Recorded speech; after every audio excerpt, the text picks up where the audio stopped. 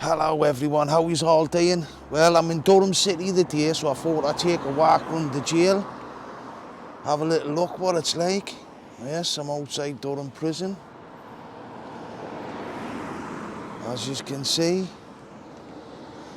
It's a bit of a strange experience, walking around the outskirts of Durham. I'll just swap things round. Yes, so we'll have a little look round.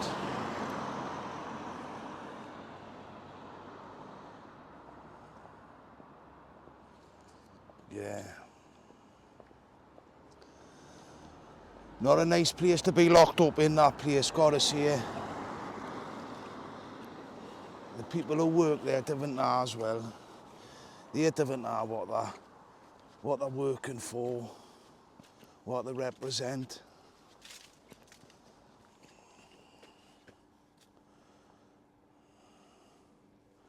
Yes, they get paid to administrate human misery in that building.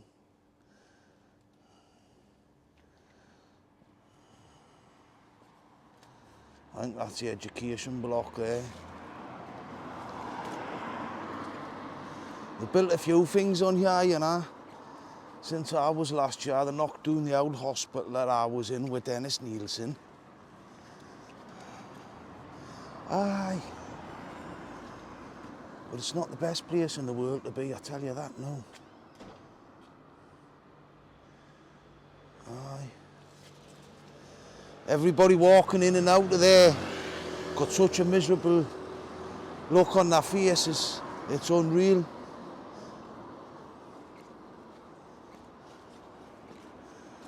Oh, I can just imagine what it's like on A wing, E wing, D wing. Oh. I'm glad I'm not sat in there now, I gotta say.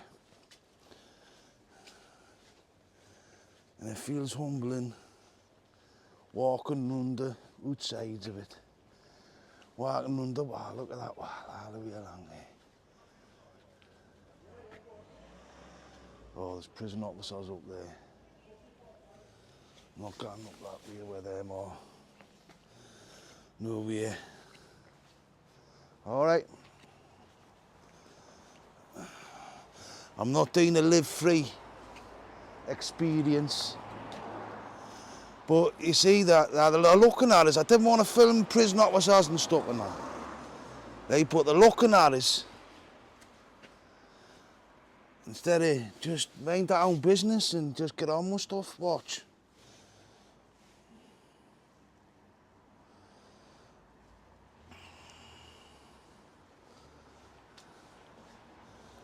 This must be where they're gone. Hey, let's see if I can get back around there. Oh, look. He's still there. Aye, so I didn't want to film the prison officers and stuff and that, get in conflict with them. Like the day, remember Live Free? Who used to go around and terrorise all the screws in all the jails. I thought that was great, because they needed it. They've got such an attitude problem. I remember on one of Live Free's videos, he was outside Humber prison. I was in Humber for 2 years. No, aye, maybe it's a year and a half. Anyways, oh, they got the dogs out for Live Free and all that. And all he was doing was walking around the outside of the prison. But I was hoping, and honestly it was mad, but I was hoping that I could get round this prison, right, hassle-free, no daft screws getting on my case, so I'm not doing anything wrong. I'm just doing a YouTube video, aren't I? I mean, they kept us in there for quite a while and mentally tortured us in there and done all sorts of, put us at risk to all sorts of things they did in this prison. So I think I got, as a member of the public now, I can walk around the outskirts of it and film it. So, but I didn't want any conflict. Right, here we go. Take 2. Right, so here we go. Quick walk up here and a little bit round. Not going right away around the whole place, but we'll be alright. Oh, it looks like them are gonna fix that camera out there. They'll have to have screws watching them. There's 2 screws there. Aye. So hopefully I'll just be hassle-free. Nice little stroll along the walls. Probably because I'm walking around here, it might affect the regime that's going on inside the prison. Lock everybody up. There's someone walking around the outside of the jail, holding the camera. Well, it's not exciting really, is it? Just a big long wall. Right? I mean, look at the houses right there.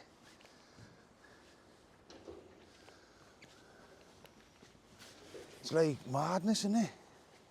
Living right next door to the jail.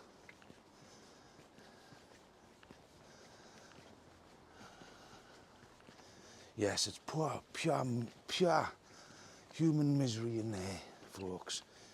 You never want to find yourself inside them walls.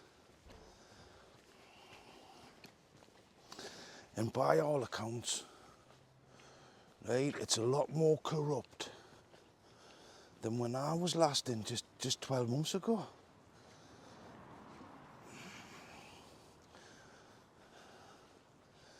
Yes.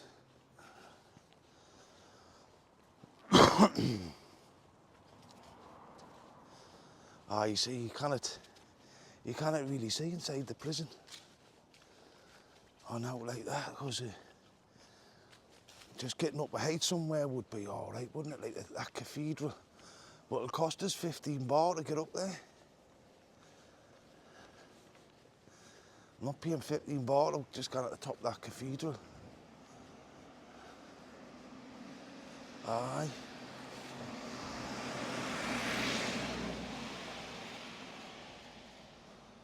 Well, let's have a look, folks. Look at that. Bars on the windows. Some sort of officer's mess or something, that man. Yeah. Have a little look down here, I'll not walk too far.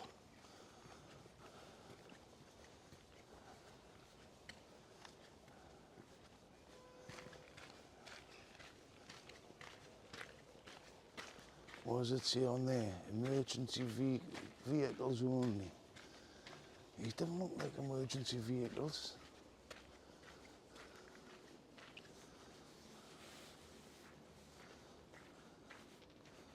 Aye. Oh, bars. This must have been inside the grounds at one time. It must have been inside.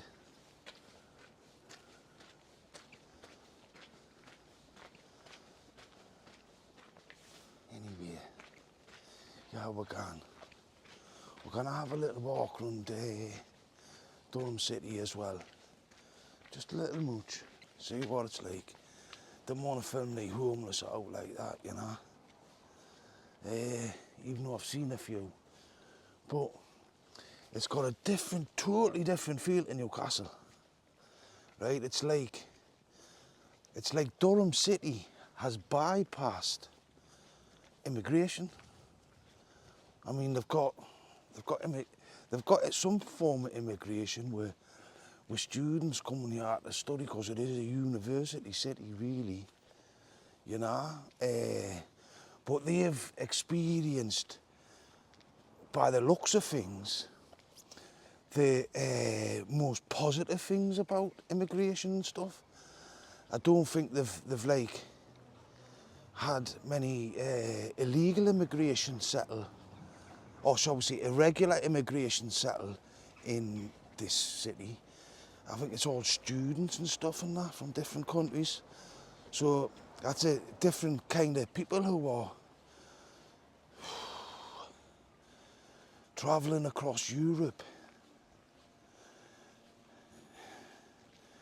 getting mixed up in all sorts of stuff to get across to, yeah.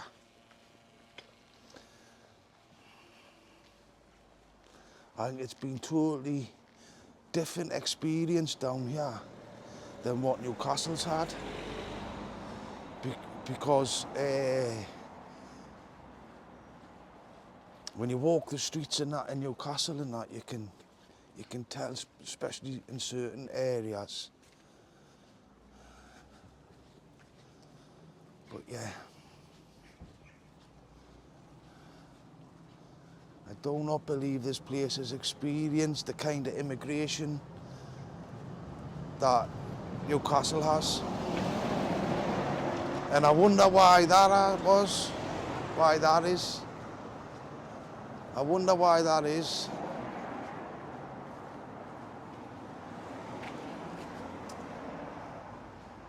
Oh, there's loads of little.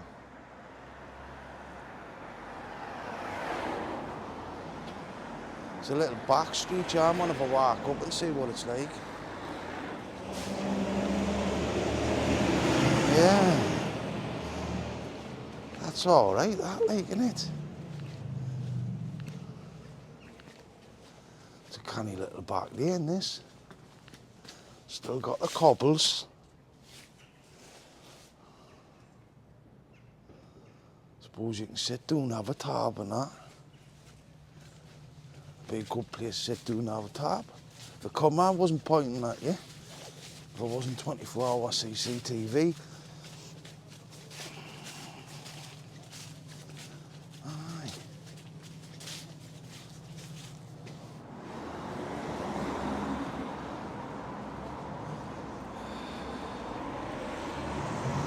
All right.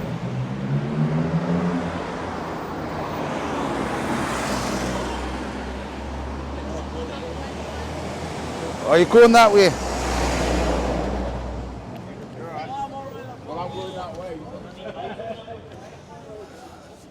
I've had a silly enforcement officer following us about, that's why I stopped. Raj a brush. I don't know what they think I'm doing. I've only got a camera in my hand, that's it.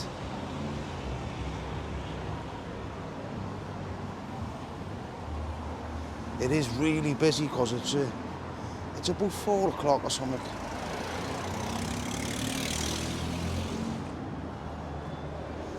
But I want to catch the prison buses going in.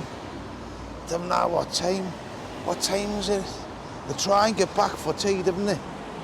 So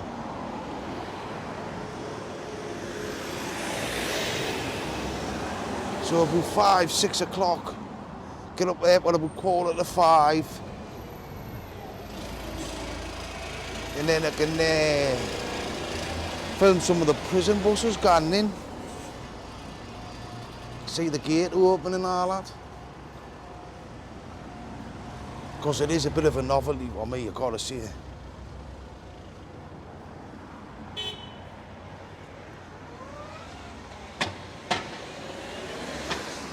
Right, I'll speak soon. There's people. I'm at Durham. I'm at the Cathedral. I thought I'd come down to where there's not loads of people walking and all that, you know. It's a bit intimidating walking about with people looking at you, especially when you're walking and I had like an enforcement officer walking, following us. I picked him up at the jail, but I'm going back up at the jail.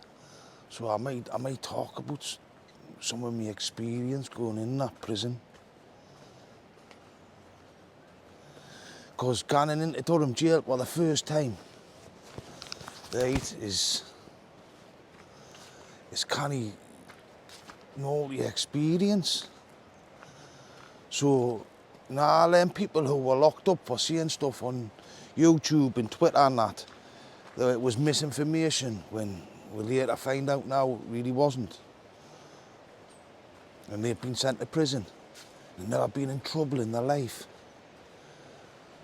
And they get took up in front of the court, held in the cells, in the police cells. That's a bad experience.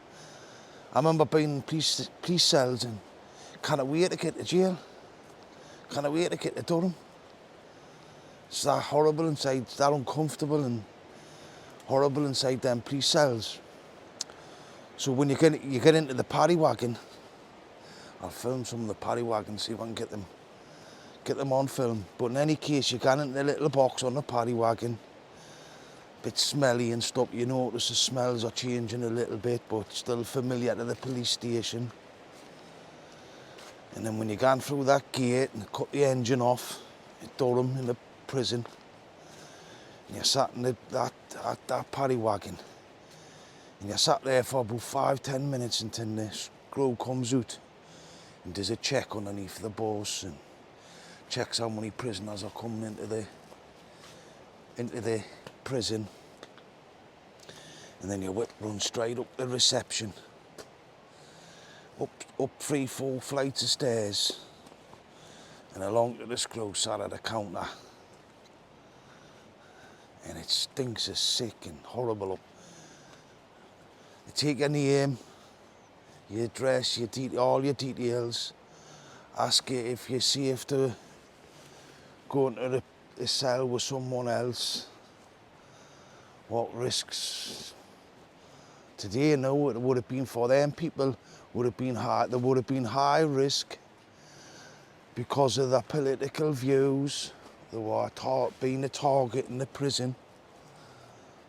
It wouldn't have been nice. Landing in them in reception, in a local prison.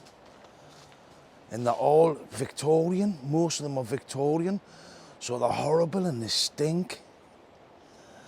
Then they give you some food that's just been there, what you ate in the hot plate for hours on end and totally stinking.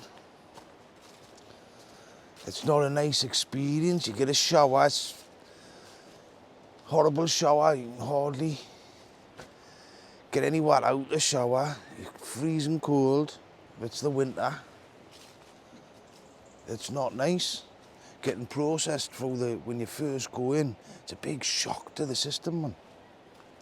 Huge shock. Oh, there's a gate open here at the Cathedral. Let's have a little walk up, see what it's all about.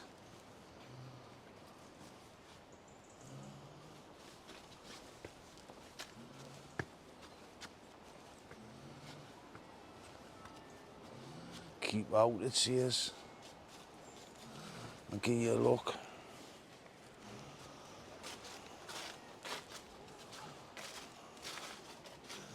Danger, keep out.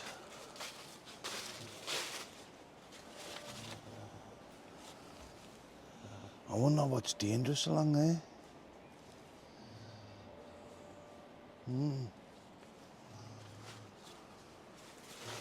I think this goes into the residence. Some sort of residence at the side of the cathedral. Aye. I didn't want to film people and stuff like that, you know. That's why I've come up here out the way. There's a couple of people walking by. But yeah, it's a lovely bit. It's a lovely, lovely city, Durham City, got to say. The cathedral is absolutely beautiful. They done Harry Potter here, didn't they? Anyway, so getting back to what I was talking about. It is one moment.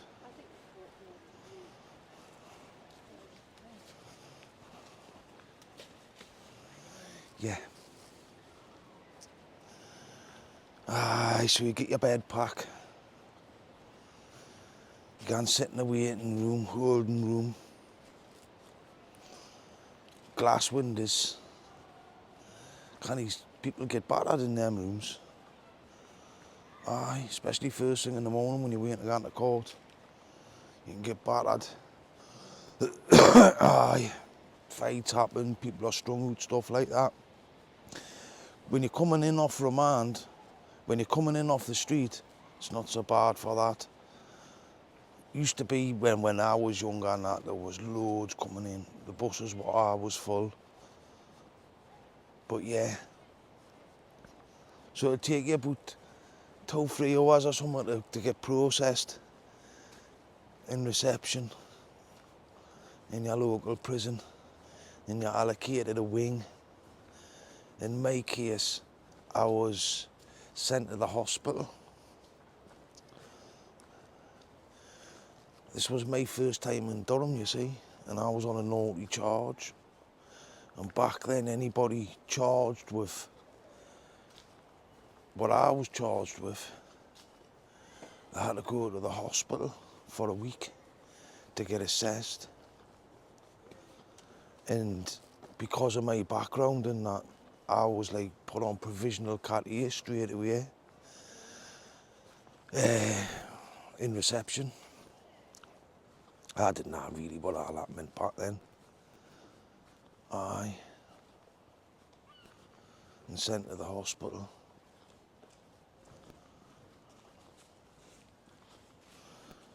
So it wasn't such a shock as it would have been had I been just like put straight on one of the wings, B wing or somewhere like that, you know.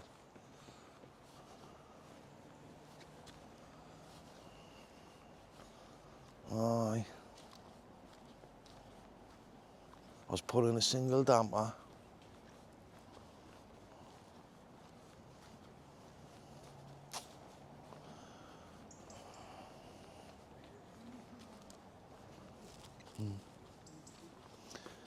Kind of when I think back about it all now, and the environment that I was in there, it was naughty. I mean, they had Moira Hindi and Rose West locked up in the same building as us. I mean, it was just doing the landing. They were just doing the landing. They locked the door during the day. They blocked the landing in two, cut the landing in two. Aye. And on the night time we opened it up so it was one landing again. And it really was, shall we say, a creepy experience. Being locked up with them, and then there was Desi. Aye. I mean, how the hell did I end up in a damper, not once, twice, with a serial killer who killed, what, 12, 14 people?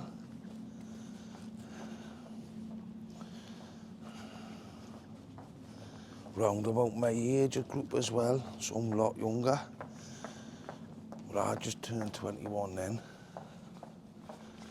So, aye. Hold the camera, different angle now, because that's better. Yeah.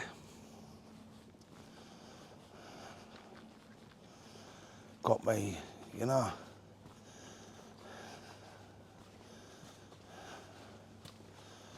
when I think about it, when I experienced, I didn't know who Des was at that time. And how close to me being one of his victims I was. Very, very close.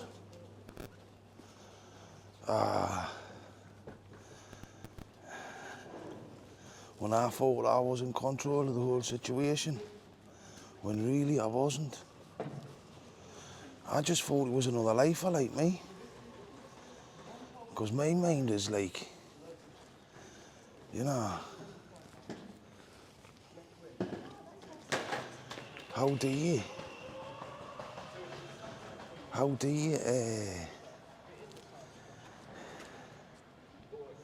though something so bad like that once, I couldn't comprehend doing it again.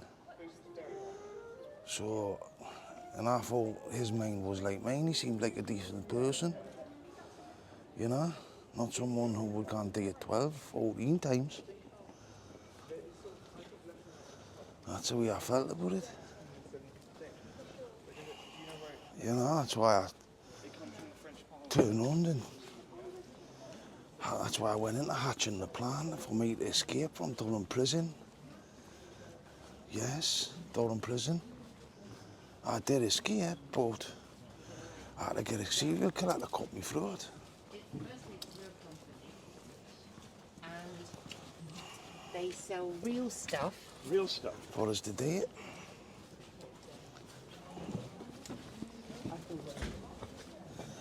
Canny man, innit? Hey, listen.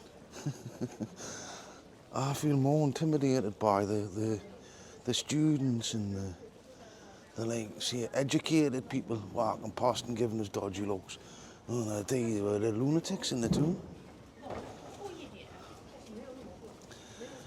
Aye.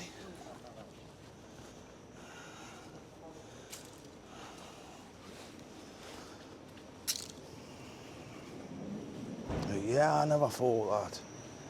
Because my mind was, how could you know, doing something like that the first time, then doing it the second time.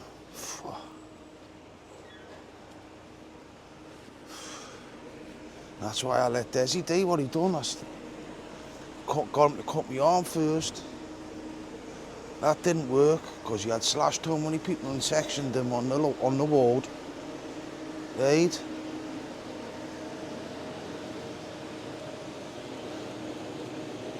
So I had to do something on the second night more fucking.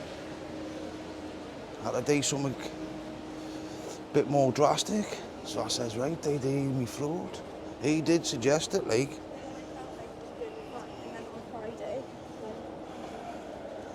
But the doctor, when they were stitching us up and that, were horrified with it all. And was saying I was very, very lucky. I was less than a millimetre away from death.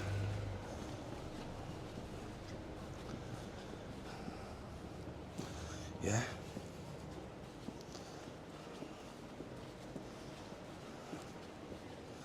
Don't know where I'm going, yeah, by the way. Just stop, yeah. Yeah. Right, I'm gonna get back to you. Hello, yes, this is Durham City. We're in Durham City now. The city centre. It's alright, yeah. I was gonna start filming earlier on, but there seem too many drunken people about who might have a problem with it, so I thought I'll just wait until they leave. Aye. But this statue, we've got 3 here. I don't know who that is. Yeah, you've got one there. This is the best one, yeah. I like this one. Aye.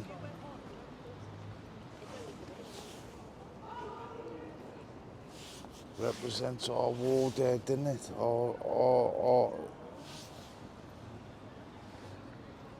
Aye, remembering our fallen soldiers.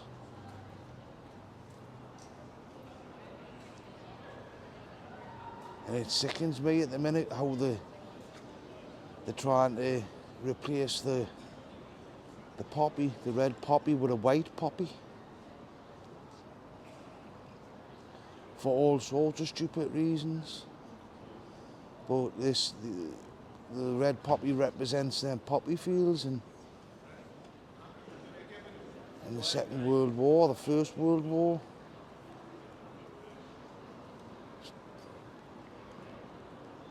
Never mind. Yeah. So let's go. So we'll walk up to the cathedral and then run to the prison. Yes, I'm getting dodgy looks, so I've stuck us back on selfie, so I'm not filming anybody but myself. Aye, what is this statue? Looks like it's got a... I think you can really read out on it. I cannot read it, not even with my torch. I'll have to come when there's more light. Oh yeah, look.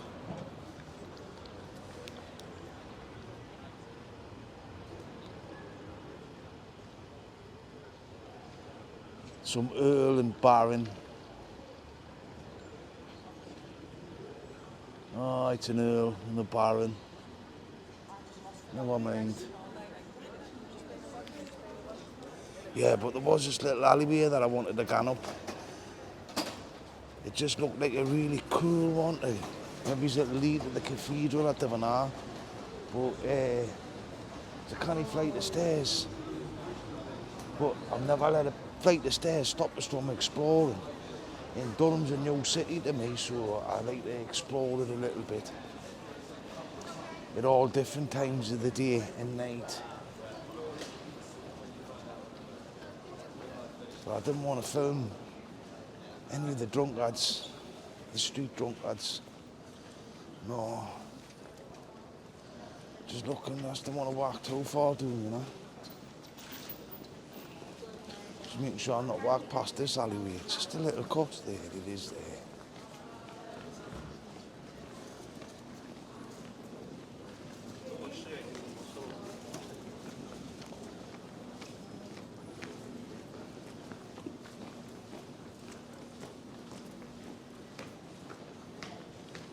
Yeah, it is, yeah. Oh, you'll not see up there. Yes. I wonder where this leads to. It's a cool little alleyway, this.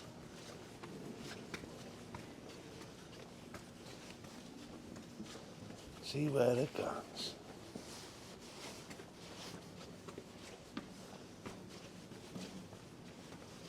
These old cobbled streets, I love them, man. It's a brilliant little street, this. Not a camera in sight. Not a single camera in sight. And I thought this was stairs, but it's not.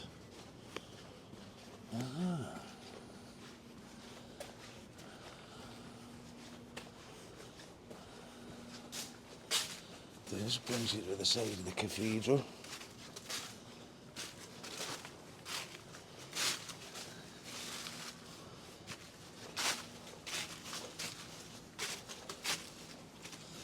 Oh, look.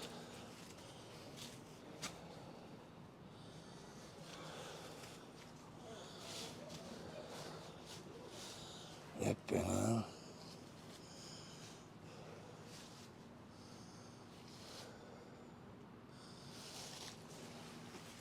Castle and Cathedral this way.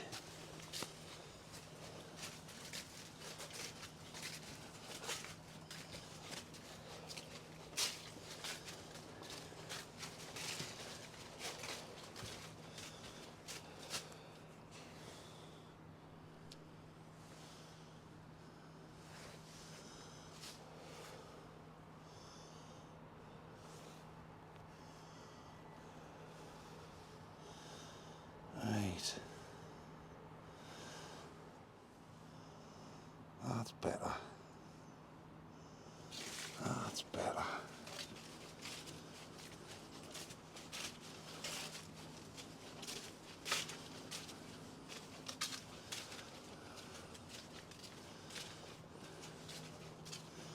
Hey, this is what it was when the streets were very narrow years ago, Jack the Ripper times and stuff and all that, weren't they? Like this. Dead narrow.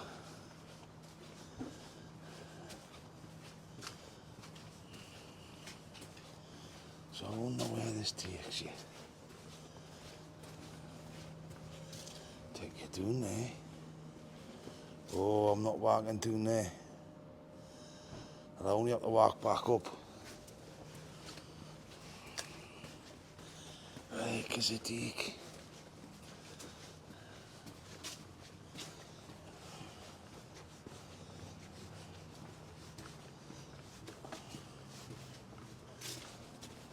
Well, I've had a good explore the day around the city, so I know the city quite well now.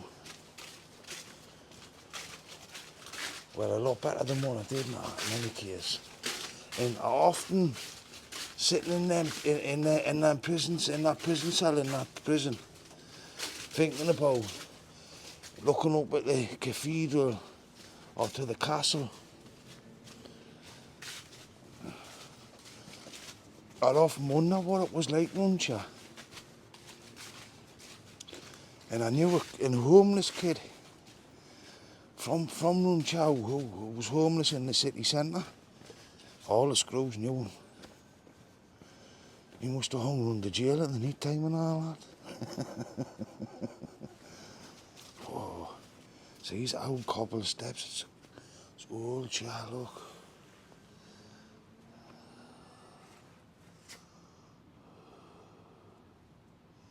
Yeah.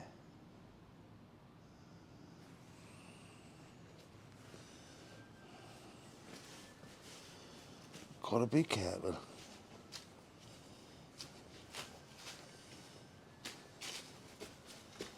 Hey, all these streets are not, oh, they're crazy. There's not like this in the West End of Newcastle. There were though. They pulled all the houses down. Built a concrete jungle that lasted about 20 years and they pulled all that down.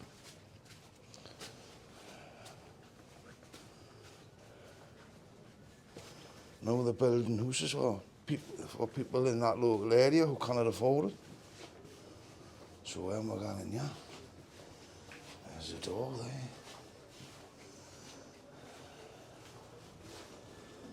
Right. So this must take you back out on that street. On the main street. Let's have a dig.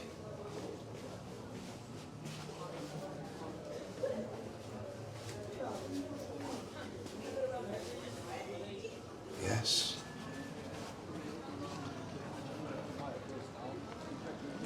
Ah, right. I was looking at this earlier on.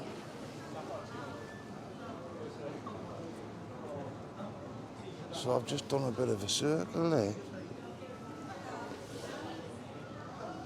So I'm sure there's another street, little street down here somewhere.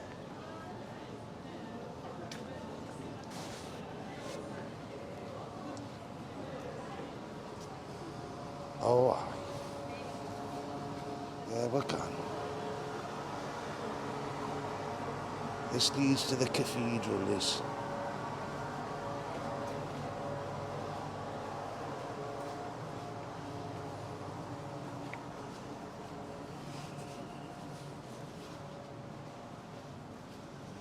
Well, I couldn't imagine being brought up, wouldn't you?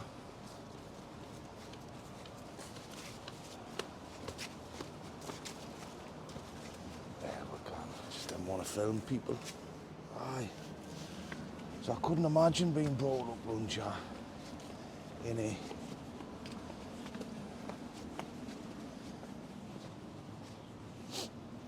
In a university city.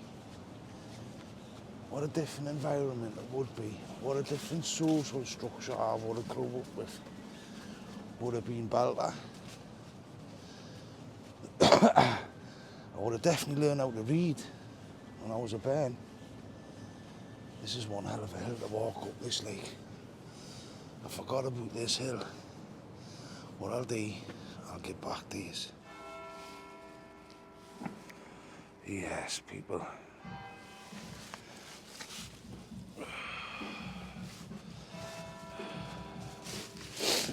I don't know if you can see us properly here, but aye.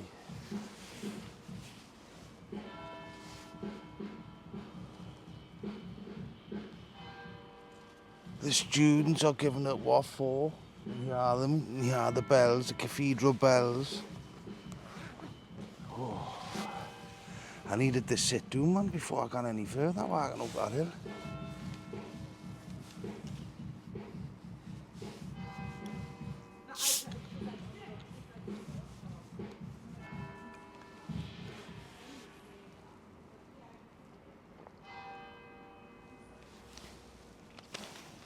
But I'm just sharing my thoughts with you. You know, and I've been getting on about immigration a lot and stuff and that, you know. And there's good reason for that, you know, because I do agree with a lot of the things that Tommy Robinson and Talk TV, GB News and stuff like that. Maya Tutsi, Paul Thorpe, Dan Button. I've been watching all them. So, is it So Slater?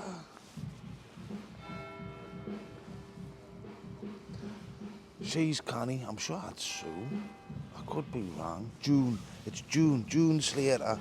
June Slater, she's a good woman. You should go and watch some of her videos and see the ones that she's been on with Paul Thorpe on his lives and stuff and that, you know. Well, in any case, because of all these things that have been happening with immigration, and there's a lot of concern from the public and what have you around these issues, with a large part of the public in any case. And I think it's because the other who don't support GB News and people like that, media like that, and what they're saying about immigration, is because they have not like fully experienced it. They've not like lived among it properly. Like Durham City, it's a university city. They get a lot of migration, legal migration here. They don't get irregular migration. They get legal migration with students and stuff and that. So they've got a different experience to migration. You know, but all these things that have been on GB News, Patrick Christie, he's one on GB News. They point out a load of facts that are true and that are quite upsetting. And then you go on X and you see some horrendous crimes being committed, knife crimes being committed on the street, and that fuels things. So my big concern around all the immigration issues is that because it's been highlighted that much, that the bad side of immigration, and hidden as it seems as well, that people can become prejudiced because of, and use them views to help them be prejudiced, especially when you come from my kind of background, I suppose.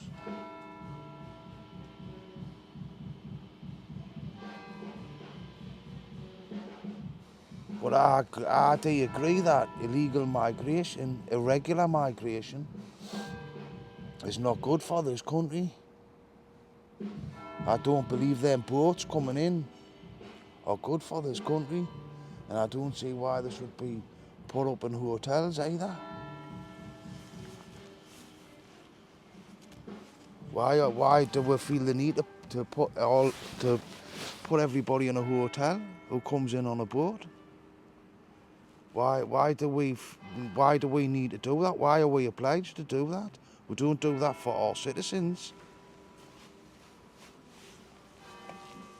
And they can say that they're fleeing in terror from their countries and stuff like that, but I don't believe that either.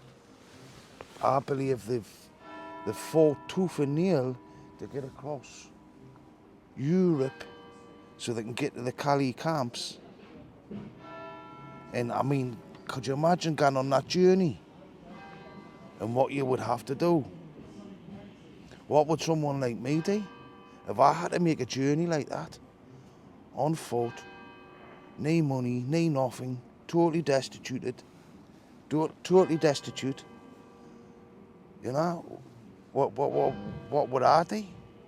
Would I rob? Would I steal? Me way across?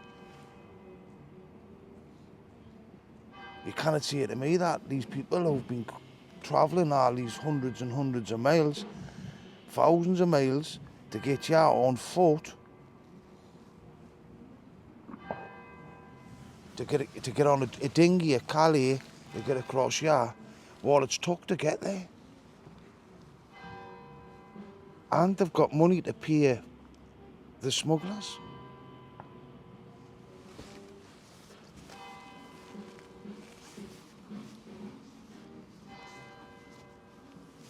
And I think with the smugglers in Calais and that, I don't think they're proper smugglers.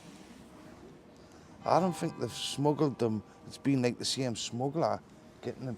I think once you hit a border, right, that's a bit naughty to get by in Europe. Then you need some expertise to get past that border. Then once you're past, you're on your own till you reach the next border. And like you've got the ones in Calais.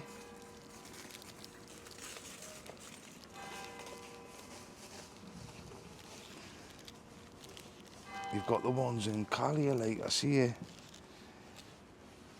And I think that these so-called smuggling gangs are just the ones who wait for people to come who control the beaches, who truly control the beaches, and take payment per boat that leaves or how many people's on it.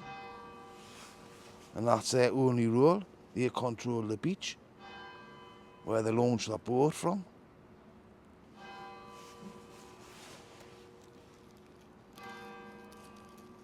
And I think if you try and launch your own boat, like, you know, instead of paying all that money to the air mules, to the human trafficker to get you across the English Channel, why wouldn't you not just go and buy a boat and do it yourself?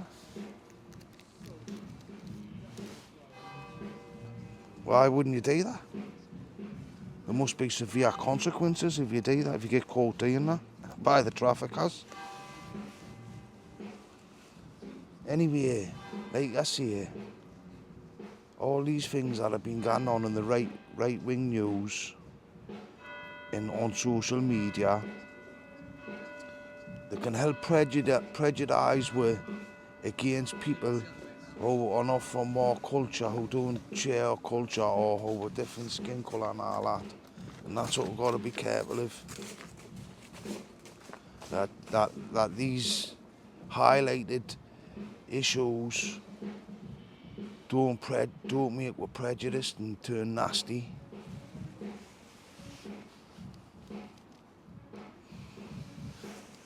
And believe you me, the right wing press, the right wing YouTubers, they've got us look. It's like a gift that keeps on giving. If you know what I mean. Because of the situation.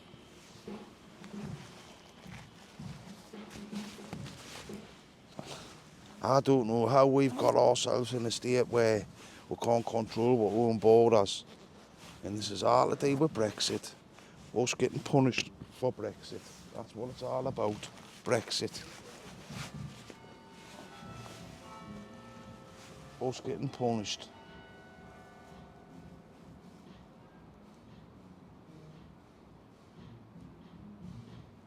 But I think in a way the migration before from Europe before Brexit,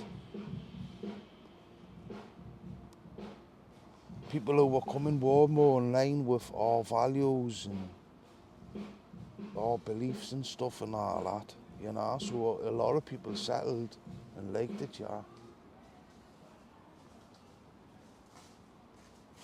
But I can just remember back then, you had them coming in through the Channel Tunnel. They used to terrorise the lorry drivers coming in, entering the Channel Tunnel to get in the back of the lorry and all that. But 10, 20 of them would jump in the back of the truck. Then the police would stop the truck, because the truck driver knows they're there, and he loses his truck and all his money and all that if he gets caught with them. So he phone the police up, we pull over, let the police search it. And it all, you'd see like 19 of them come out, and the lucky ones managed to stay in there.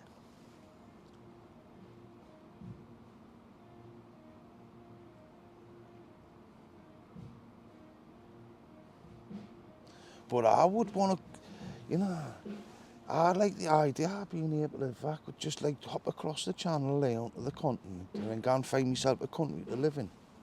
That the way I could forget about my past. It would be great. The one that was like as rich as this country and that would look after us like this country does. That would be great. But there's not one other country in the world that I could go to and do that. I'd love to do that.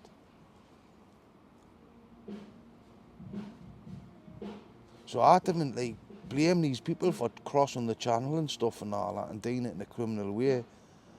It's just that all the social problems that they bring with them, that they seem to be bringing with them, that irregular migration encourages. So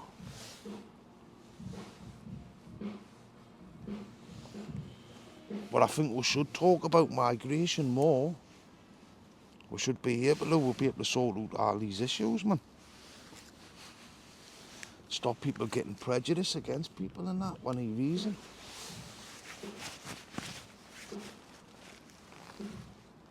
Anyway, that's enough of me talking for now. I'm going to build a smoke and then I'm going to head up to the Cathedral. It's getting late. Right, speak soon.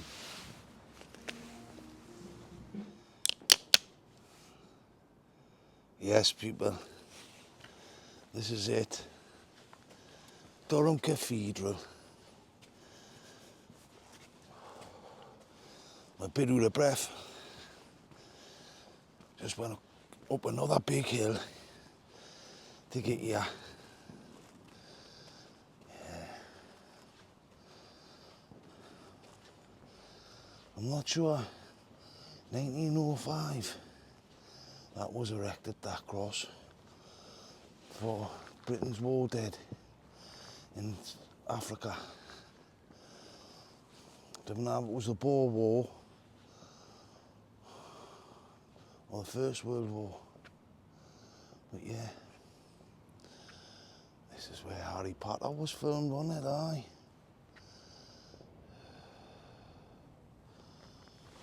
Let's have a dig.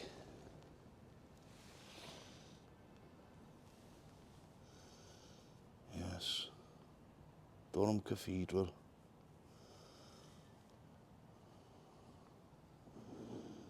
Just for those who've been in prison, in Durham Prison, and often wondered what it was like.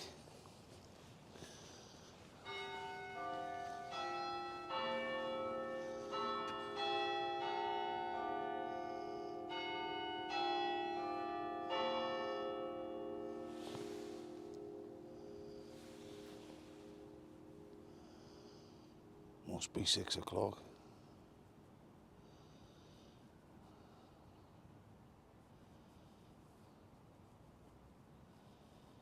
Oh, I thought it was gonna do the dong, dong. I used to like listening to these bells late at night in my damper when I was reading my book. If you were lucky enough to have a single damper in Durham Prison. Yeah. I'm not gonna go in.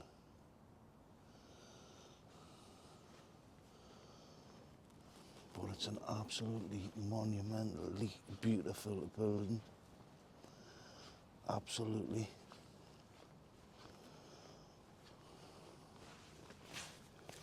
Yes, it's beautiful here.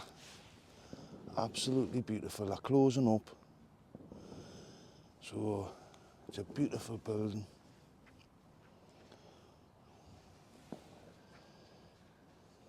Yeah. Well, I didn't want to film people because they're coming out now. So I'll catch you later. I'll catch you soon, should I say. Yeah.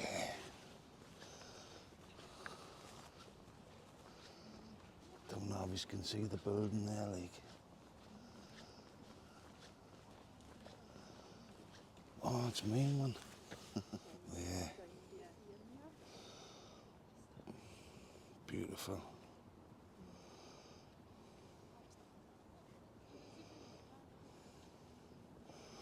Right, let's have a walk up to the prison.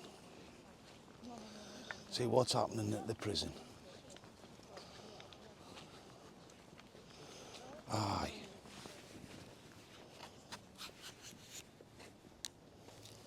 That's better.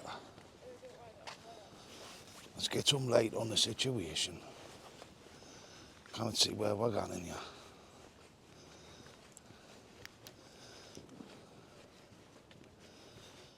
Yeah, that's better. At least you can see something.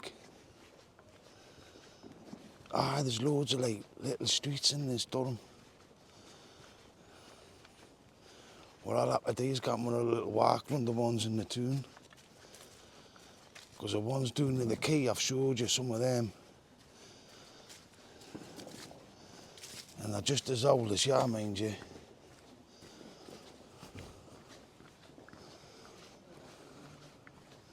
You've seen Mutal. Mutal Crown Court. Oh, somebody sat on the wall there.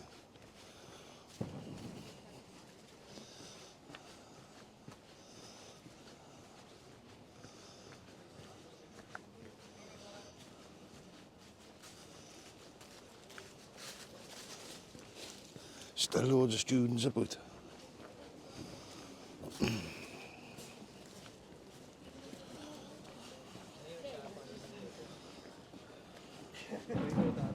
Yeah, because I did snap it.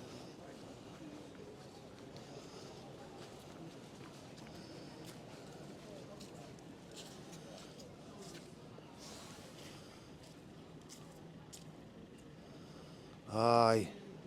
I think I will come back down and pay the 15 bond going on a tour on there. See if I can get some good pictures of the prison from up on the top tower.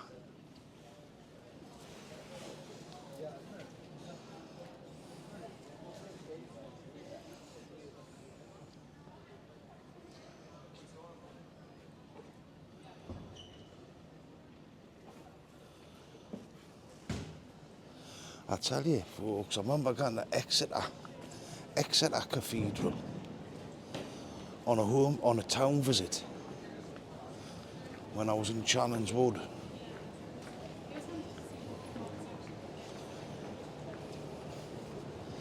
Yeah, people think I'm filming them and I'm not. Dodgy looks.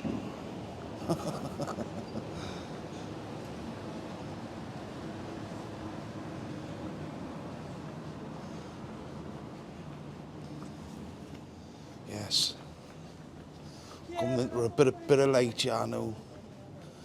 Then it'll get dark again. So yeah.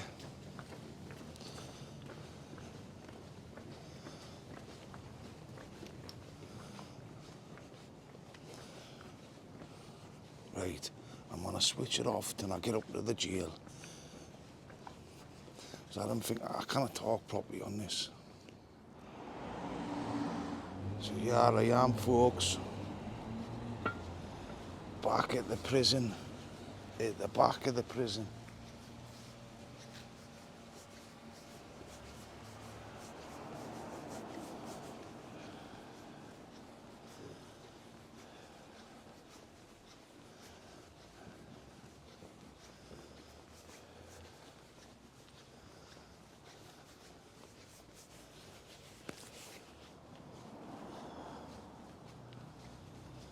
Aye. I wonder what what, that's a mess or something.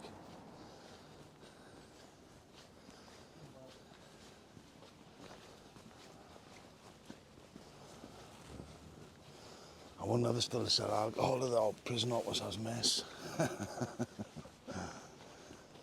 They used to when I was in jail.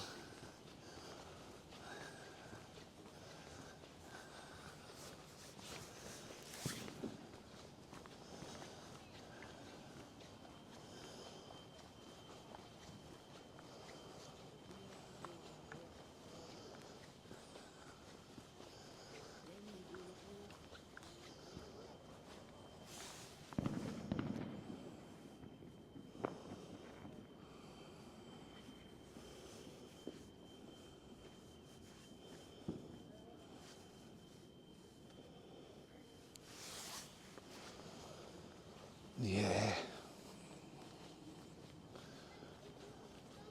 Wonder if I just pitched my bivvy there, if they'd move us on. Done a stealth. Well, in your face camp. Aye. So this is Durham Jail, folks, on a night time. As you can see, as you can hear, the prisoners have got a nice firework display to listen to. That I'll be watching the tellies, or listening to music, or playing on it. If they're fortunate enough to have a PlayStation in there, they've been in there a few months. Aye.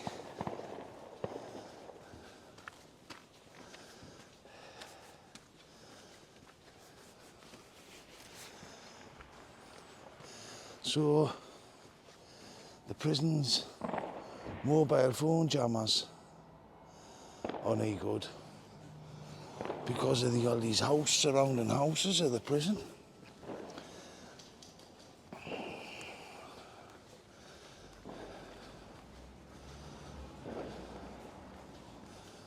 Aye.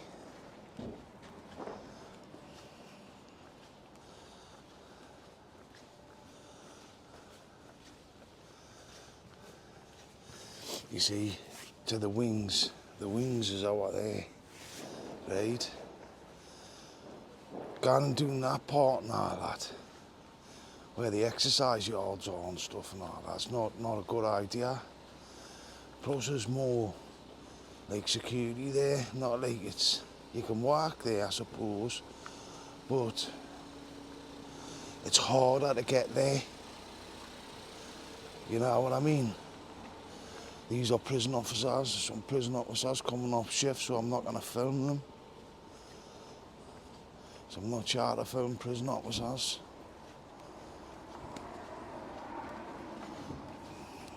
All right. Aye. Not sure to film prison officers. Can't believe they're all coming up the shift now.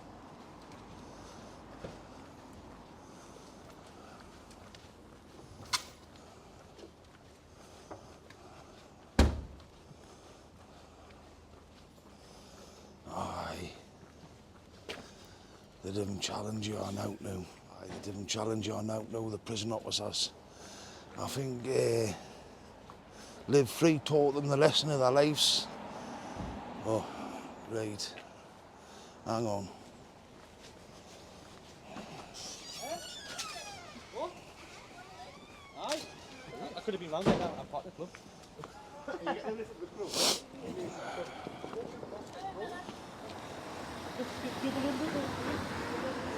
There we go, that's better.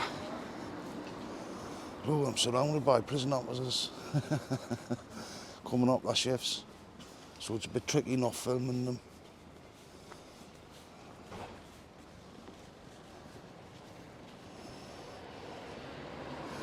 Yeah. Well, I'll let you see. It's a bit funny. Aye, it's a bit funny not... Because back in the day I would have had no problem filming them. You know what I mean? I would have put the camera straight on them and held them accountable just like Live Free. And it's a shame he ended up off social media and stuff and all, and gone off the road, gone up the tracks. He was going up the tracks, didn't he? Got involved in domestic violence and all kinds of stuff.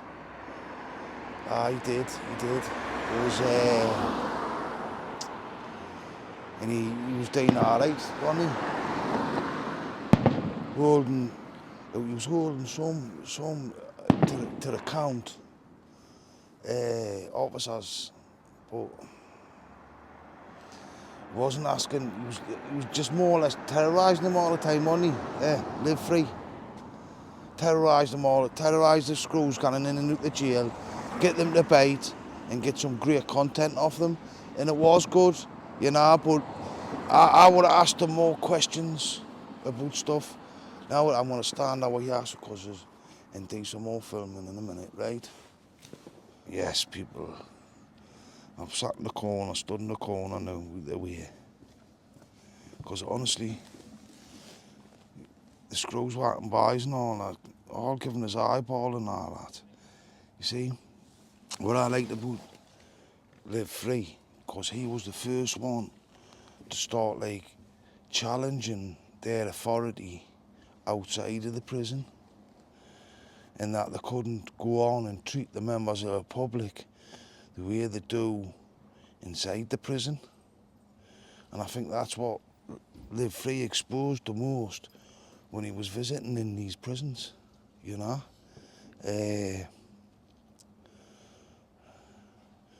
Because when you think about how much control they've got to exert over the prisoners to keep everybody in line inside them prisons, you know, a lot of the staff must come out of that prison taking some of them issues, them control issues back home, I suppose, or at least outside in the car park, outside the jail and all that.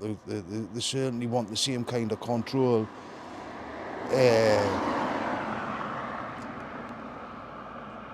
like around here now than they do inside the prison. So they cannot help themselves, man. And that's what Live Free exposed about them.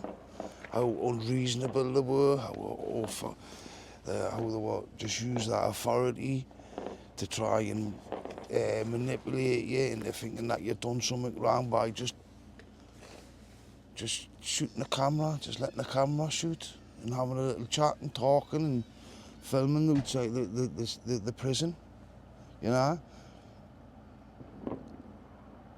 But the eyeballs I've been getting, but they've all been told now, you see. If you see someone with a camera outside the prison, they're probably on YouTube, so don't say nothing to them because you're just giving them content that gets them thousands of views. But I'm not here to pester screws and stuff like that and try and get content like that. You know, but if they approach us and that, I will keep the camera rolling, and if they start giving us like, I will stand up for myself and my rights as a citizen. But no. That they keep us a human misery, you see. That's what they are, they keep us a human misery.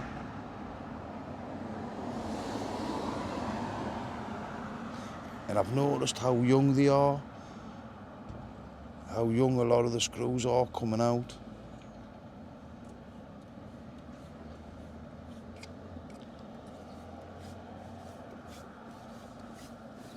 But to lock men up the way they do inside that prison is disgusting.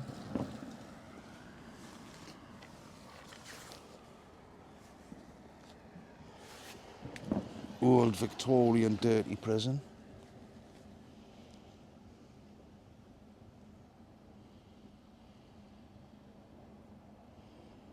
See, I've had people saying to us that I should get involved and get more involved and help try and advise people on how to better deliver services to ex-offenders and try and make it better and stuff and what have you. And all that's really good and all that, but the sad fact is that these places like probation and stuff like that, who deal with offenders and repeat offenders on a daily basis, they haven't got the resources to be able to deliver anything that would deliver real change and reduce offending behaviour, reduce re-offending. They've just not got the resources. They can't assess risk properly. They can't assess risk properly. It's really hard with the resources that they've got and the training that they get. Get a lot of training being a probation officer and working with ex-offenders day in, day out. But you're not really working with them, are you? You just, as a probation officer, you just have a sit down for an hour or half an hour with your probation officer, and they ask you a few questions, about how you've been doing, what you've been doing. And it's a bit like, hang on, wow, you know. But however, because a part of us feels like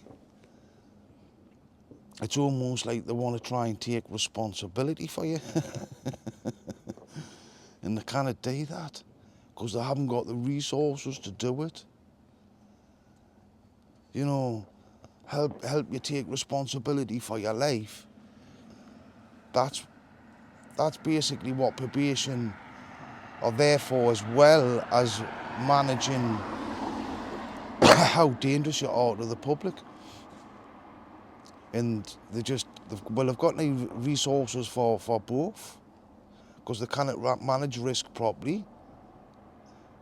You know, because you've got 25% of the prison population. However, 25% of the prison population are in because of probation recalls. Right? And it's always, soon as something happens and you're on probation, you're recalled. Right? When they're supposed to look at other options like tag, like going into a hostel, stuff like that. First they're supposed to look at them sort of things, but they don't. They bypass everything because they haven't got the means of being able to assess your risk for you going on a tag. And it doesn't matter if you've not done anything wrong, or you've been out of jail a long time, you've not been committing any offences, you've put your criminal past behind you. None of that matters. None of that matters. You just dealt with harshly and put straight back in. That's why you've got loads of people overcrowding prison. I mean, how many is that? 25% of the prison population's on recall. Absolutely disgusting. That's because probation have only got confidence in using one tool, and that's instant recall. And let the prison deal with the overcrowding. It's not bad enough. But yeah.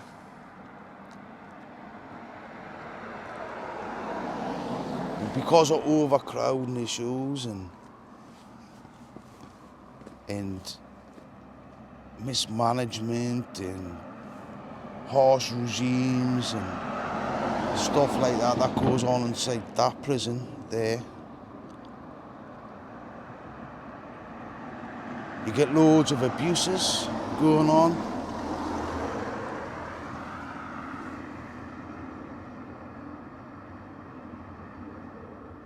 Yeah, I've seen a lot of screws bullying, or just PR bullies, PR bullies.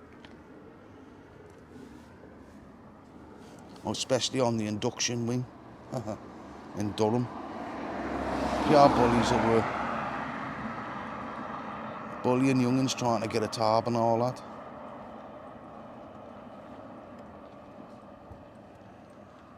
But yeah.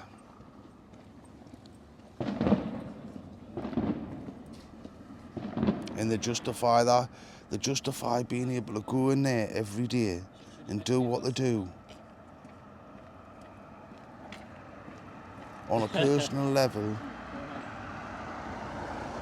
Because soon as you walk through that gate, all the prisoners for the regime dehumanises you. Dehumanises the prisoners. So the prison officers adapt to that attitude that we're a subhuman. Aye. And that's how they cope, that's how they deal with locking people behind their doors and deal with the misery that goes on in there. I mean, you've got to be locked behind your door if you've done something wrong, put in a jail cell, you know, you've got to be punished.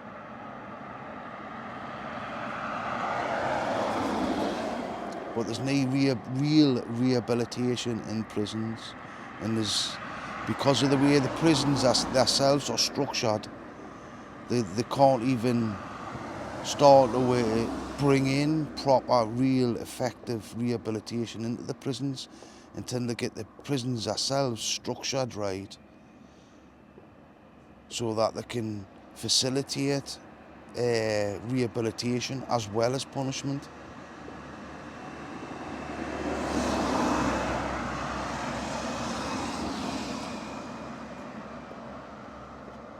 Yeah, and I think reducing the level of psychological attack that the regime puts you under can be nothing but a positive thing, and one of the first steps in rehabilitating prisoners. But the right are not interested in that. All the right-wing politics are not interested in treating prisoners like human beings and trying to rehabilitate them and give them a decent life and that, you know. They're not interested in that. They just want to be like Michael Howard, where prison works. Ooh, what a weirdo he was. When it clearly doesn't. Locking people up in prison does stop them from committing crime. It does, because they're locked in a cell. But once they get out that cell, they've not learnt the lessons, and they've tried their best to psychologically torture people in this country for decades and decades into not committing crime. And it just hasn't worked. A more human approach is warranted. And the right wing is why a lot of it I don't agree with the right wing. Because even though I agree with a lot of what they're saying and stuff and that, but how they choose to deal with these issues, I don't agree with. And it's not until they find themselves in prison do they realise that prison is not a holiday camp, and you can't get psychologically damaged by going in there. Especially the first time you ever go in there, like I was talking about earlier on. And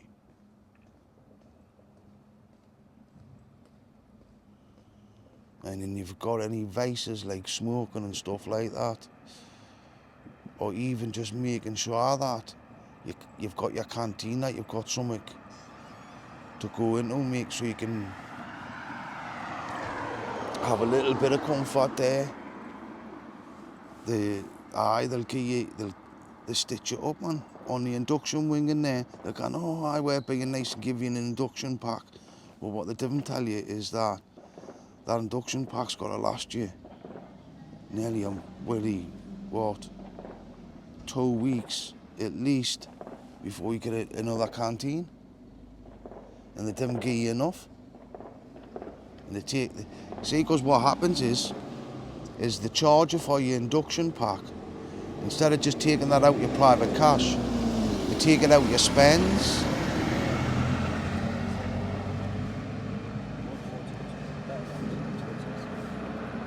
Either take it out your spends, and your spends is what you're allowed to spend on your canteen. So when it comes to your next week's canteen, you get your next week's canteen sheet, you've got 000 written on it because you've spent all your spends on your first week in prison. So you've got now for your second week, which can get you in debt and all sorts of problems when you smoke, when you're banned from smoking in there now, so it's vapes. You know? It's a piss take. They're not interested.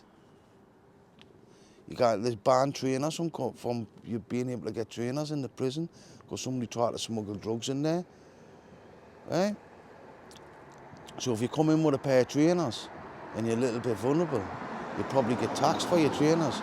Or you'll be in that much misery, you'll sell your trainers for drugs.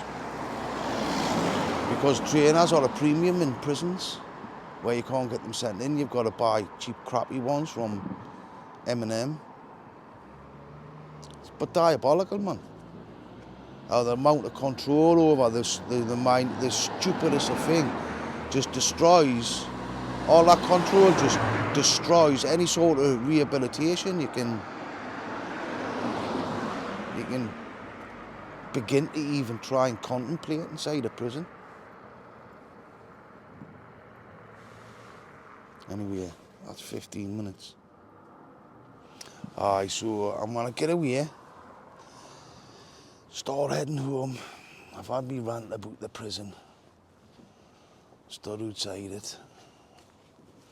I should have done that rant, sat down here after all of them had come off that shift.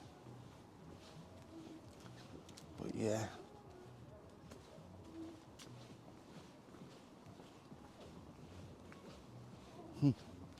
Everybody be locked behind the door this time. So me walking, I won't get them put behind the door. So folks, until next time, just take care. Please like and subscribe. Helps the algorithm. Later folks.